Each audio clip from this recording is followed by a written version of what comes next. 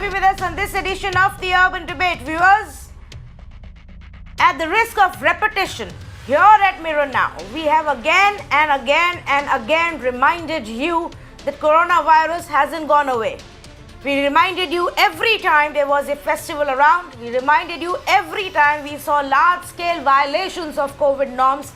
We reminded you when there was spike in cases. We reminded you when the cases had gone down, but people had also forgotten to follow the norms. They're still doing that. As recent as yesterday, Mirror Now got you ground reports from across the country, from Kolkata to Mumbai, from Delhi to Bengaluru and Chennai, and the scenes were similar. Crowds in markets as the festival season kicks off across the country now. We reminded you that this is going to be dangerous for our war against coronavirus. That's exactly what the Prime Minister's message to the nation today was. The Prime Minister also reminded the nation today that the lockdown is gone, not COVID. That do gaz ki duri is still as relevant today as it was 3 months ago. And that we cannot afford to let our guard down, not now, not until the time we find a vaccine. Prime Minister said, जब तक नहीं मिलेगी दवाई, तब तक no ढिलाई. You cannot let your guard down until we find a medicine, a cure or a vaccine. Now, why are we having to say this again and again and again?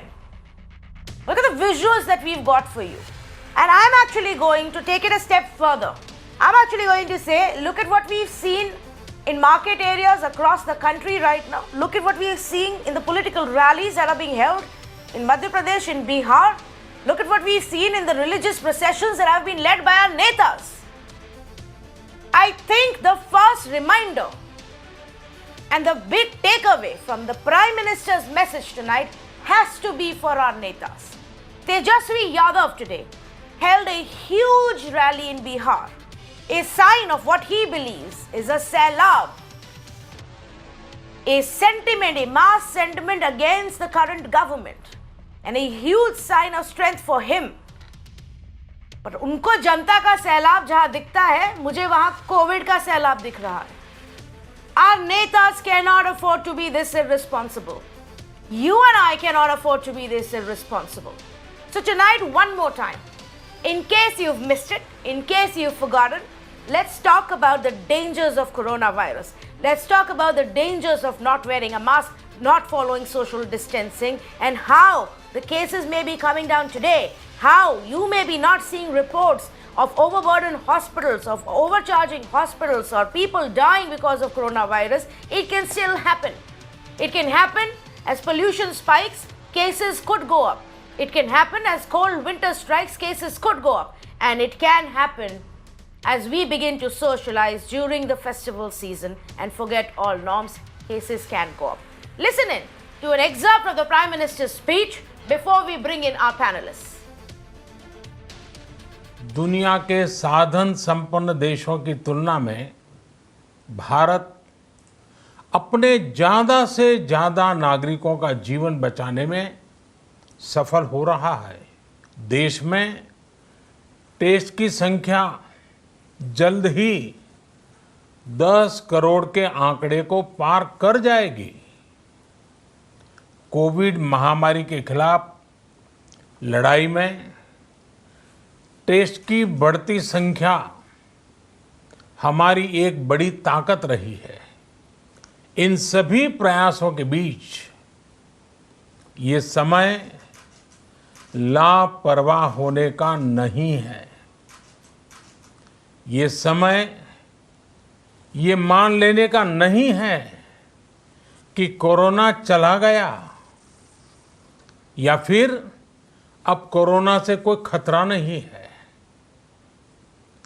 हाल के दिनों में हम सब ने बहुत सी तस्वीरें, वीडियो देखे हैं जिनमें साफ दिखता है कि कई लोगों ने अब सावधानी बरतना या तो बंद कर दिया है या बहुत ढिलाई ले आए हैं.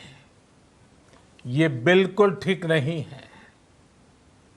अगर आप लापरवाही बरत रहे हैं, बिना मास्क के बाहर निकल रहे हैं, तो आप अपने आप को, अपने परिवार को, अपने परिवार के बच्चों को, बुजुर्गों को उतने ही बड़े संकट में डाल रहे हैं। 2 गज की दूरी, समय समय पर साबुन से हाथ धुलना और मास्क लगाना, इसका ध्यान रखिए। और मैं आप सबसे करबद्ध प्रार्थना करता हूं, आपको मैं सुरक्षित देखना चाहता हूं, आपके परिवार को सुखी देना चाहता हूं। ये त्योहार आपके जीवन में उत्साह और उमंग भरे, ऐसा वातावरण चाहता हूं। और इसलिए मैं बार बार हर देशवासी से आग्रह करता हूं।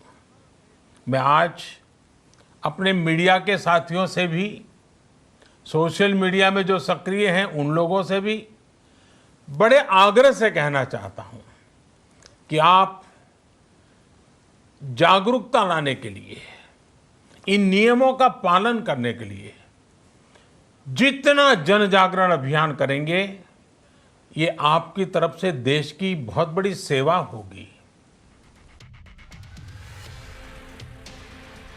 There, you heard it. The much awaited address to the nation, the 7th one since the lockdown was announced, since Prime Minister Modi first addressed to us over coronavirus. This is his 7th address in 7 months. And this one was only to remind the nation that we cannot let our guard down. Just imagine how important it can be.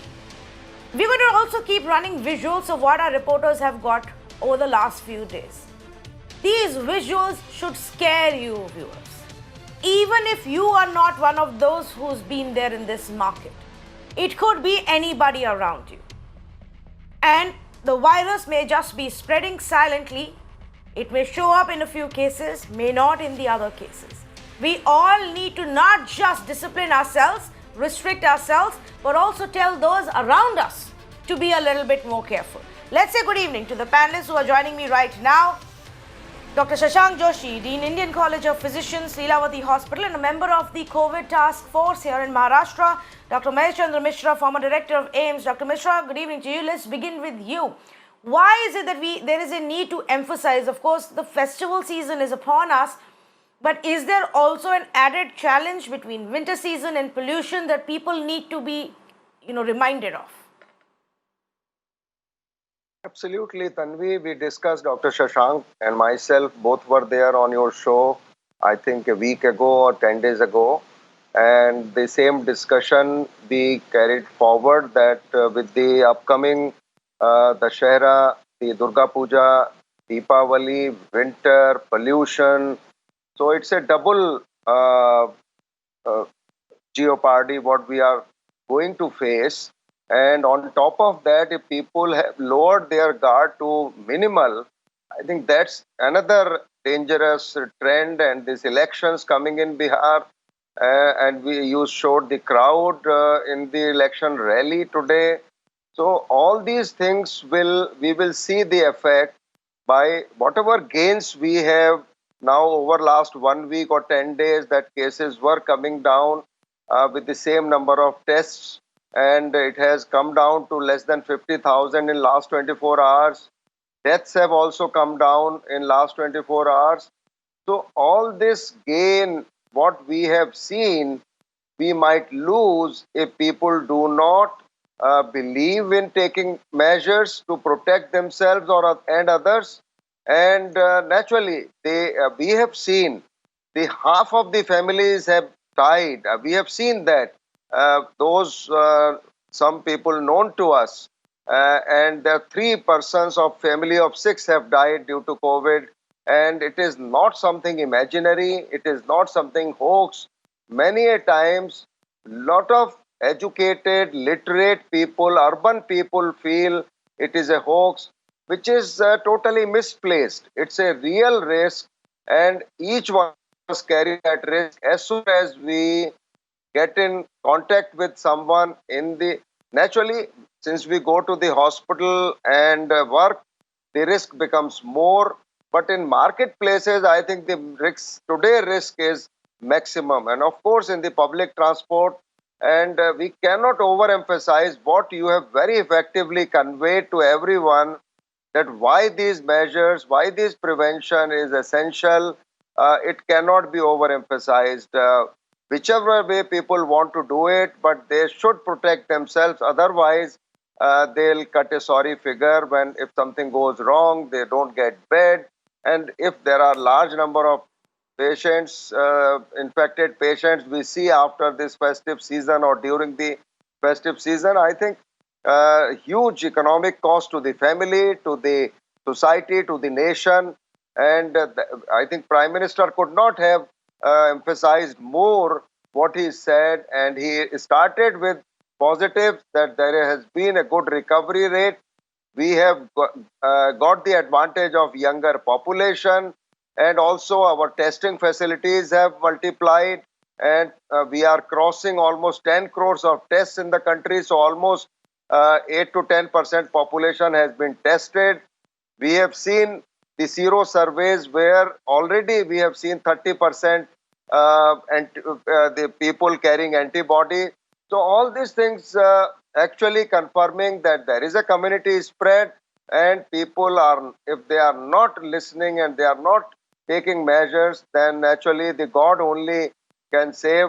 And today people have to take their own health in their own hands. If they don't do that, they cannot blame the government or the doctors or the hospitals for their negligence, for their neglect of their own health. Correct. Correct. You're absolutely right. In fact, just as a reminder, let me again put it out for people. Our total tally now is nearing the 76 lakh mark. Keep that aside. On a daily basis, at the peak, when we were seeing the worst, we were looking and registering over 90,000 cases every day. That has now come down to, yes, about 50,000 cases every day. It's still 50,000 cases. Think about that. We've already lost a lakh people to this disease. So it's not gone away at all. It may not be grabbing your attention on a daily basis because there's also a lot of fatigue in the system. People just don't want to hear it, but it's still there. Dr. Shashank Joshi, a lot of people I've seen, now say, oh, but we're not hearing it in the news, about overburdened hospitals or rising cases, or we not heard about cases in and around our families and in our neighborhood. So maybe things are better and everything else is just a hogwash. What would you say to the skeptics today? No, I think we need to be extremely cautious and careful. We have to be ensuring that we take the best care right now. We have no room to let our guard down, no room for complacency, and that's exactly what our Prime Minister said, that there is absolutely no question asked, because we are heading for a disaster with festive season, lower temperatures in winter places, as well as a lot of pollution coming up. And if there is going to be a lot of admixture and overcrowding, we will be doomed. All the good work which we have done, and we are now just seeing the curve week after week getting better, numbers week after week getting better, will all be drowned if we are going to behave recklessly and inappropriately. And I think very subtly and very softly our Prime Minister has sent a signal, and it is for all of us to listen to him and adhere to one simple norm, that there is no room for complacency. COVID appropriate behavior, COVID appropriate habits are there. COVID is very much there. It's not gone away at all. It's getting better. It is showing signs, and we cannot afford a second peak. You see what has happened in Europe and North America. We can't repeat the mistakes they have made. Now, they were all looking better in the last 2 months, and everybody now is doomed. Whether it is United States or Europe, virtually it is shut, and there is explosion of COVID there. We cannot afford to have a second peak. And therefore, it is a humble appeal in a very, very soft and a positive way, with a lot of cautious optimism our Honorable Prime Minister made to the nation, that citizens' pledge, which he had asked for 6 months back, must be adhered to, and we need to behave responsibly. Even the smallest of functions, if norms are not followed, then it will lead, and it's a recipe for disaster. And the norms are very simple. It's masking, distancing, and keeping ourselves clean. And I don't think that's asking too much. In a time of a pandemic where we need to save lives, we need to ensure that we are mindful and sensible. So I think this is something that there's absolutely no room even for any casual approach or a reckless approach. We need to be very cautious, careful. We need to unlock mindfully. We need to do all our essential activities for economic regain.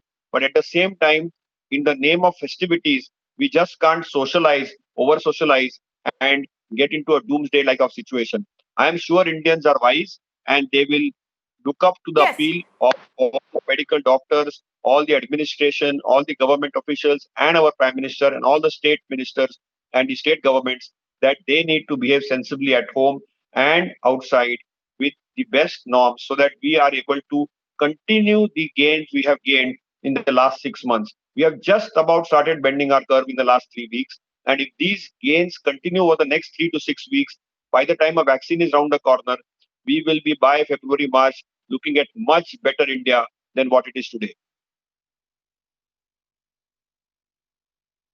Yes, in fact, because you raised that issue, I also want to play out the comment that he made about, India's vaccine research and preparation, whether we get it or someone else gets it, how do we get it to every single person in a speedy manner. Let's listen into what Prime Minister Modi said on the vaccination aspect, and then we will go back to our health experts on that issue. Bharat में अभी corona की कई vaccine पर काम चल रहा है। इनमें कुछ एडवांस स्टेज पर हैं, आशास्पद स्थिति दिखती है। साथियों, कोरोना की वैक्सीन जब भी आएगी, वो जल्द से जल्द प्रत्येक भारतीय तक कैसे पहुंचे, इसके लिए भी सरकार की तैयारी जारी है। एक एक नागरिक तक वैक्सीन पहुंचे, इसके लिए तेजी से काम हो रहा है। So, Dr. Mishra, if I can come to you on the treatment, medicine, vaccination part of it, we still have no clarity on when we will get a vaccine. There are a few which are at an advanced stage in terms of research, but even once it gets approved, it goes into manufacture, it gets to all the people, the government is able to roll it out. It's going to take months, if not years, for everybody to get it. Even on the treatment part, there are big question marks on the medicines that have been approved, including remdesivir. Today the health ministry also raised a question mark about plasma therapy basis their own research. So there is also a lot to say about what's even now available or may be available in near future to fight coronavirus medically. Absolutely, Tanvi. If you look at the trials, the convalescent plasma therapy trial conducted by ICMR did not show any benefit in those who received plasma. Now there is a solidarity trial of the WHO which has come out, which has recruited large number of patients. Obviously, the hydroxychloroquine group was dropped out because there was no benefit in the initial phase of that trial. But even remdesivir and other antiviral medications have also not given a significant difference between those who recovered and those who did not recover. So again, we are back to basics, that today the best vaccine is prevention. The best mode of prevention is covering your nose and face, keeping distance as much as possible. And if people are going out in crowded places, they can use even 2 cloth masks. Not really necessary to use N95. So again, we are back to basics, that all these medications, of course, for individual case, we'll still be using these medications. But if you go by the science, there has not been any benefit out of that solidarity trial also. So again, everybody is emphasizing, from WHO to every country, every healthcare professional, those we have seen what is happening and what can go wrong. if you do have COVID and you go into seriousness. The other day, somebody told me that it was a young, healthy man who was admitted and then he suddenly collapsed. And this hypoxia is killing a lot of people. So this can become serious for individuals, for families, for society, and we cannot overemphasize the significance of prevention, and that is the best mode of treatment, vaccine, and there's nothing else we have to emphasize. Right? For vaccination, nobody can give timeline, as we have been discussing since June and July, that these trials take time. They cannot be done overnight. What people expect, we cannot put horse before the cart. We are running against time. Obviously, the two vaccines in India are still in phase 2. One vaccine, Oxford Serum Institute, is phase 3 trial, but that will also take 3 months for 2 doses to be received. Then they will assess the immunogenicity. Okay, these vaccines are safe. That is the only thing we know about it. But to know that immunogenicity and effectiveness, we'll have to wait, and it will be mid-21 sometime. The only thing, if immunogenicity is seen in next 3 months, then maybe simultaneously the vaccine might be used by March or April, but not before that. So there is, nobody can be sure. As soon as we have the result, first they'll be seeing, because this is very complex process to study all these data, and first to analyze the samples, and 2 samples at a different interval, 2, 3, 4, and that's why it takes time. That's why the previously, if you say old times, the vaccine development used to take 5 to 10 years. It was not before that the vaccine was out for any disease in the past. Correct. But today, since a lot of people are working against time, but we cannot cut short the process, because we want vaccine to be safe and effective, and both the things, they take time. Effectiveness, to assess effectiveness, does take time. How much cell mediated immunity has developed, how much it has sustained. So unless it is effective in more than 50% individuals, then only the vaccine can be given. So all these questions need to be answered, which we have questions, we have no answers today. No, you are absolutely right.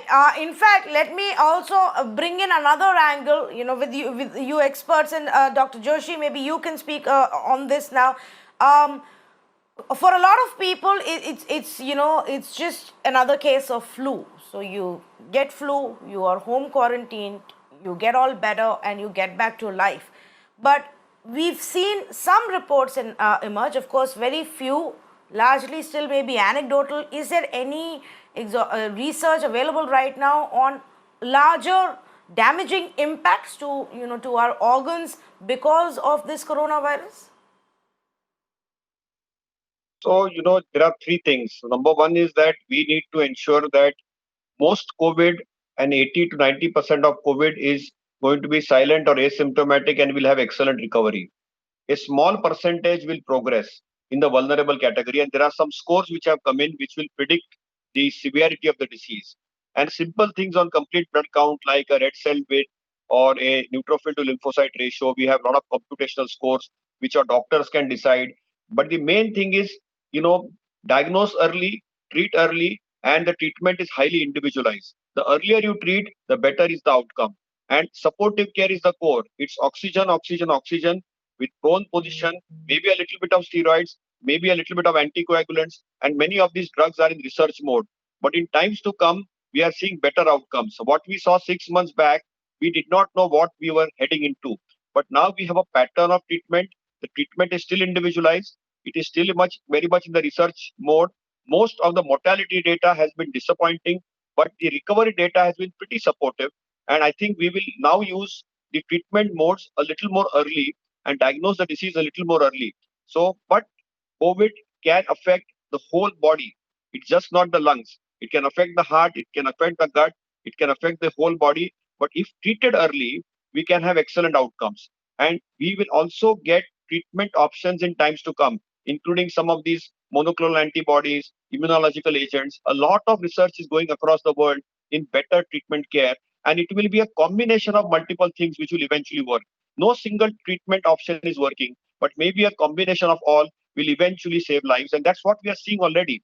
And in the vaccine front, I agree with Dr. Mishra completely that we are seeing clearly 3 Indian vaccines already in trials, another 2 international vaccines being tried out in India, 5 vaccines already just passing the phase 2. Now we're entering into phase 3, and probably somewhere between March and June, we'll have some bright interim results, which will allow a large population of India to start getting into the vaccine program, which a roadmap already has been laid by the government for the whole population. Yes, but if we see the earlier rollout plans that have happened, of course, now with more resources, better planning, perhaps the government will be able to do it on a faster, war footing basis. But we've seen earlier how it's taken years until the vaccines actually reach every single person, not even every single person, but at least to a large majority to get the job done. So one must also understand that it won't be an overnight process. I just want to again go back to some of the visuals that we've got, and not just now of the festival season and the crowding, but elections and the rallies that are being held. Now, remember, it's not just the state of Bihar that goes into full-fledged state assembly elections. There is a significant round of bypolls that's going to be happening in Madhya Pradesh. So there is active, hectic campaigning that's begun in both of these states. The shots from the rally of Tejasvi Yadav were indeed concerning to me. And extremely scary to me. And this is happening in a state that barely has any healthcare infrastructure. Dr. Mishra, this is also an international debate. This is also a debate that's happening in United States, where, we've even seen the Republican Party and President Trump say, but, we've held these rallies, they're all in outdoor. We've not seen any spike in cases. There is no evidence to suggest this could be a big concern. How concerned should we be with the visuals that are emerging, and not of one particular political party? Across the board, this is bound to happen now in election season. So I think we saw this when there was exodus of the workers from Mumbai and other cities to their respective states.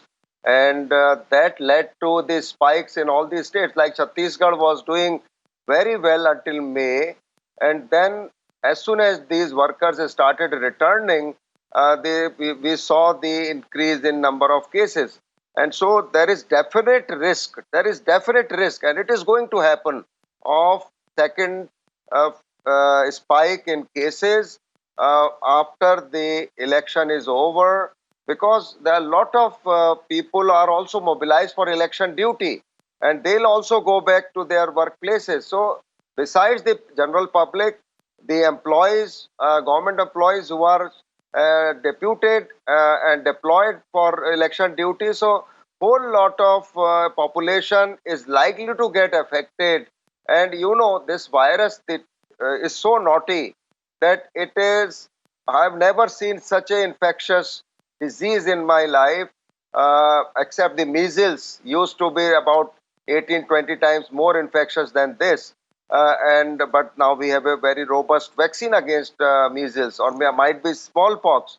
We have not seen the epidemics of smallpox, but as a third-year medical student, I was involved in mass vaccination program for smallpox in 1973, and in 1975 India was free of smallpox.